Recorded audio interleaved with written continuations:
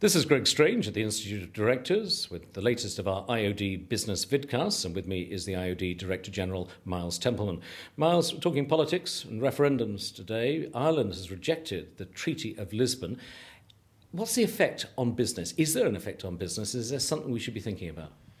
There is potentially an effect. Our whole argument is that the Lisbon Treaty is not what we should be worrying about. There are some technical improvements it makes to the way the EU works, but it's taken far long in terms of concentration. What we want to do is worry about the economic issues. We want to worry more about Beijing than we do about Lisbon. So the Irish have kicked this into touch. We want to leave it in touch and get on and worry about the key business problems that Europe faces. Because, of course, the European Economic Community, which is the original name, which is what we all signed up for back in the 70s, it was the economy that was at the heart of it. It is, and still is the case. And there's lots of improvements that could be made within the community. The single market still isn't operating perfectly. Services still can't move between countries as freely as we'd like. Capital can't either. Labour can't either. We've got to get all of that right. But most of all, Europe has got to face outwards. It's got to think about how do all European countries, including Ireland, including France, Germany and the UK, compete with China, India and the US. That's the issue, and all this distraction about the treaty takes us away from that. Is the EU structured in such a way that it can change its angle of emphasis in that way?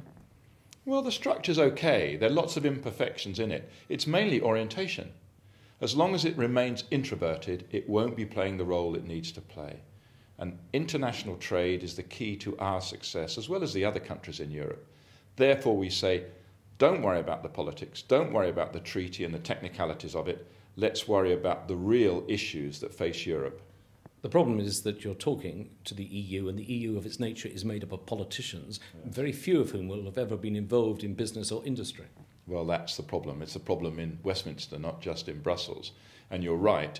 But we began to think they were understanding. Barroso talks about understanding it, but every time it comes to a crunch, it goes back into this introverted worrying about details of how it operates, not the real issues.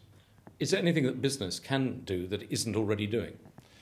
Well, I think all we can do is carry on lobbying that this is the message, both in Brussels and in Westminster, and to try and get our government to say, Ireland's taken a stand on this, right or wrong, and there's lots of merits either way on it, to be fair, and we don't have a strong view on good or bad. There's elements in the treaty that are okay, but they've rejected it. Technically, that means it's dead. Therefore, we should get back to these issues, and that's what we should be saying to Brown and the UK government.